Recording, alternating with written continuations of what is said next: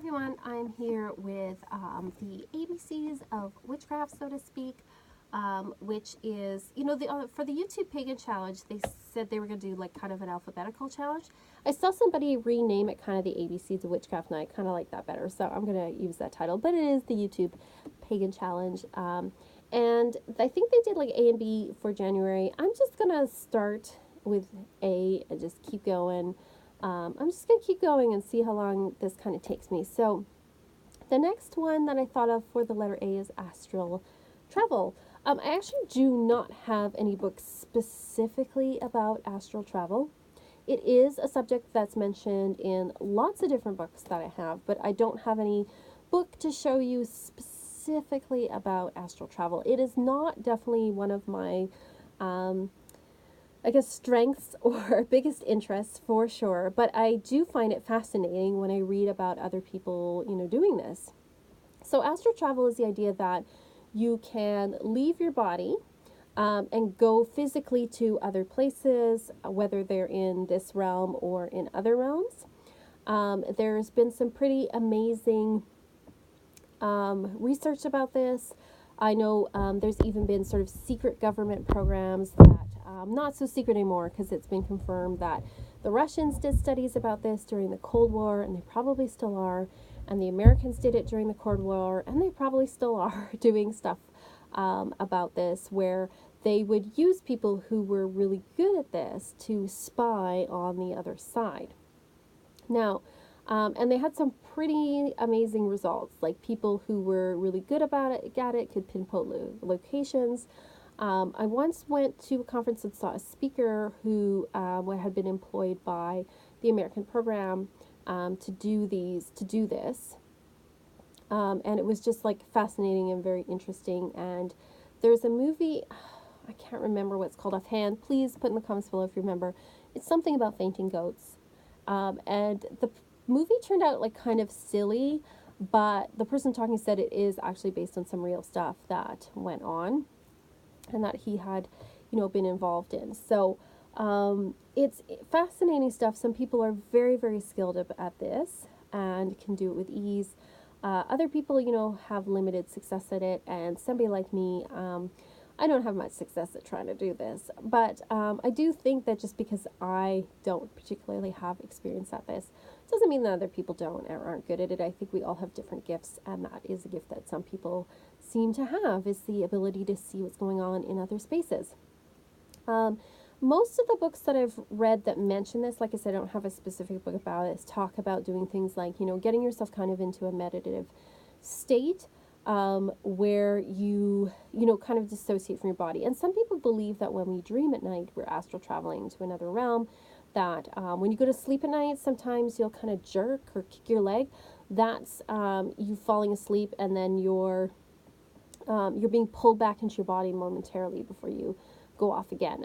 Some people believe that we are connected by a cord. So, if you're wandering around astral traveling, you're not going to, lose your body. There is some superstition that amongst people that you shouldn't do this because what if you don't find your way back to your body? You know what? You will find your way back. From everything I've read. You're fine. If you're alive, you are connected to your body, so don't worry about that. But most people believe that to achieve this, get into a meditative state, and then you see yourself going out of your body and going to wherever it is. Now, some people say this is just your imagination, but as Dumbledore said, just because your head's happening in your head, Harry, doesn't mean that it's not real. So there are debates about what this is. There's obviously people who don't believe in this. I don't know if I believe it's real or not. I've heard some pretty interesting and convincing stories that there does seem to be evidence that, this is real, at least an ability for some people. But, I think it's one of those things that, everybody has to kind of figure out what they would think about it in their own mind. Certainly I've meditated and, seen other things. Whether it's astral traveling or not, I don't really know. But I think it's interesting for sure, even from a psychological point of view, about the ability to tap into your unconscious. So maybe when people do this, they're not actually leaving their body, they're tapping into the collective unconscious, and they're just really able to, tap into that really well, to be able to see other people's experiences, or to feel what other people felt, or to see things that are going on with other people. So I think it's a fascinating subject for sure. I like reading about it. I like reading stories about people who are able to do this, but it's not something, like I said, that I have a lot of personal experience with myself. If you know of any books or anything that you think are really good about astral travel, put in the links below, because I would like to know, and I'm sure other people watching this as well would like to know about some good resources, because sadly, I do not have a lot of good resources about it. I just know about it and find it fascinating and interesting. Some people believe that shamanism is connected to this, that when the shaman goes into a trance, that they are astral traveling, going to other realms. Some people believe there's an upper realm and a lower realm, and that you can travel to either.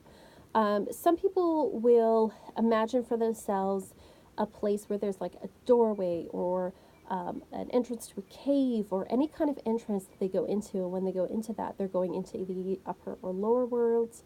They might have different entrances in their mind. The astral plane could just be thought of as our imagination. And I think we can all definitely utilize our imagination in some pretty powerful ways, even if it's just for ourselves, even if it's just psychological.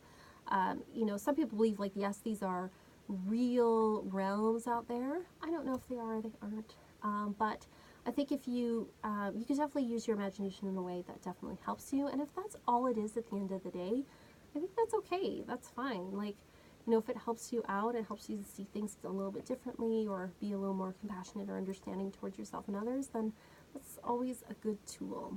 So that's my thoughts on astral travel. But what are your thoughts? You might be a super big expert on this, unlike me, and if so, please impart your wisdom on this subject. And again, if you know of any books or resources, please put in the links below. So like and subscribe, and let me know what else under the category of A do you think I should talk about next week. So anyway, like and subscribe. Talk to you later.